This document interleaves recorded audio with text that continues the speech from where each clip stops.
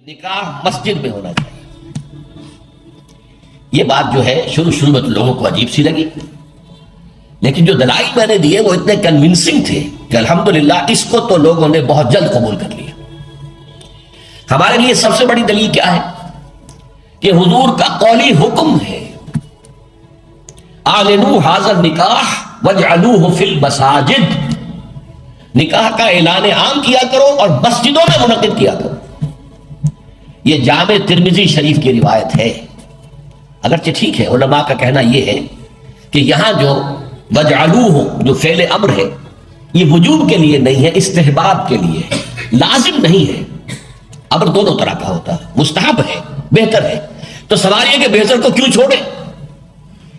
جس کو محمد رسول اللہ نے بہتر قرار دیا اسے کیوں چھوڑے؟ کس دلیل سے چھوڑے؟ ہمیں لازماً اختیار کرنا چاہیے.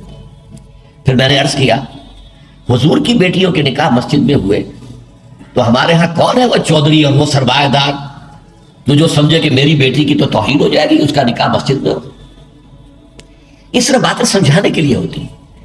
حضور کی محبت ہر مسلمان کے دل میں ہے، لیکن کسی نے ادھر توجہ دلائی ہی نہیں تو لوگ کیا کریں؟ اس میں علماء کی فیلیور ہے سب سے بڑی. اور اس کی وجہ کیا ہے؟ وجہ یہ ہے کہ ہمارے مولوی عام طور پر کمی کاری ہوتے ہیں، ملازم ہوتے ہیں. دیہات میں تو ان کی حیثیت کمی کاروں سے زیادہ ہوتی ہی نہیں. وہ چودھریوں سے کیسے کہے؟ عام شہروں میں بھی مساجد کی جو مینیجنگ کمیٹیز ہوتی ہیں وہ تو سرمایہ داروں پر، لوگوں پر، اونچے لوگوں پر منتخب ہوتی ہیں، ان سے کیسے کہیں؟ لہٰذا یہ حدیث جو ہے بیان نہیں کی گئی. حدیث موجود ہے ترمذی شریف کی، اعلنوا ھذا النکاح واجعلوہ فی المساجد. میں نے اس حدیث کا حوالہ دیا تو لوگوں کی آنکھیں کھل گئی. جب کہا دیکھو اگر فاطمہ الزہرا رضی اللہ تعالی عنہا کا نکاح مسجد میں ہو سکتا ہے تو کس کی بیٹی زیادہ عزت والی ہے حضرت فاطمہ الزہرا رضی اللہ تعالی. تیسری بات میں نے اور دی دلیل، اور اس میں غیرت کو ابھارا کہ دیکھو عیسائیوں نے اب تک اپنے چرچ اور اپنے پادری کی یہ عزت برقرار رکھی ہے. ان کی شادی چرچ میں ہوگی، کہیں نہیں ہوگی. پرنس ہو وہیں جائے گا. اور اس میں مجھے واقعہ یاد آتا ہے جب شادی ہونے والی تھی پرنس اینڈریو کی، اس کی بیوی کا سارا فرگوسن جو نام تھا، اور وہ ذرا نٹکھٹ قسم کی لڑکی کیا عورت تھی پوری. تو اس نے یہ کہا تھا، اس کا بیان آیا تھا I will not say I am not a timid type of woman. I won't say I will obey him. اس سے مجھے معلوم ہوا کہ ان کے نکاح کے اندر یہ قول بھی ہوتا ہے کہ پادری کے سامنے چرچ میں کھڑے ہو کر، چونکہ ان کے ہاں پردہ نہیں ہے، لڑکا اور لڑکی دونوں آمنے سامنے کھڑے ہو کر ایجاب و قبول کرتے ہیں. اور لڑکی یہ بھی کہتی ہے کہ میں اس کی تابع داری کروں گی. اس نے کہا میں نہیں کہوں گی، یہ کہنا تو پڑا. اس کے بغیر وہ پرنس اینڈریو کی دلہن نہیں بن سکتی تھی. شادی جو ہے وہ تو بہرحال چرچ میں ہوئی. ہمارا مولوی بیچارہ بغل میں دبا کر وہ رجسٹر اور بیٹھا سوکھ رہا ہوتا ہے، بارات تو ابھی آئی نہیں ہے، 2 گھنٹے گزر گئے، بیٹھا ہوا. یہ اس کی حیثیت ہے ملازم کی. یہ وجہ ہے. اب جب اس سے غیرت جاگی لوگوں کی، ہاں واقعی بات صحیح ہے. عیسائیوں کے ہاں اگر ابھی تک چرچ کا یہ مقام ہے اور پادری کی عزت ہے. چوتھی دلیل میں نے اور دی. دیکھو نکاح سے کیا ہوتا ہے کہ ہمارے اس معاشرے میں ایک نئے خاندان کی بنیاد پڑتی ہے. اس کے لیے دعا کرنا، خیر، برکت، بھلائی، سعادت، یہ اس نکاح کا جز ہوتا ہے. لکھتے بھی ہیں کہ دعا میں شریک ہو.